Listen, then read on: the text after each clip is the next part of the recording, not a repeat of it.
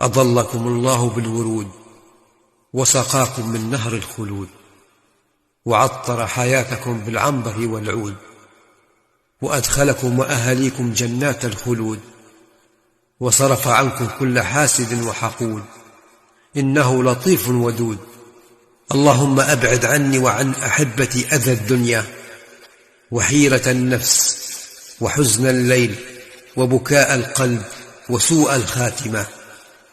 اللهم يا من تنفس الصبح بأمره، وتوزعت الأرزاق بكرمه، أمطر علي وعليهم من بركاتك، وبلغني وبلغهم أسمى مراتب الدنيا، وأعلى منازل الجنة. اللهم ارزقني وارزقهم إجابة الدعاء، وصلاح الحال، وقبول الأعمال، وحسن الأداء، وبركة العطاء. اللهم اكتب لي ولهم محو الذنوب، وستر العيوب، ولين القلوب.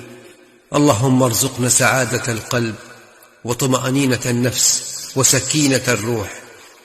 اللهم ارزقنا من حيث نعلم، ومن حيث لا نعلم، وارزقنا من حيث نحتسب، ومن حيث لا نحتسب. ولا حول ولا قوة إلا بك يا الله. وصلى اللهم وسلم وبارك على سيدنا محمد وعلى آله وصحبه أجمعين. اللهم آمين يا رب العالمين. أسعد الله صباحكم بكل خير.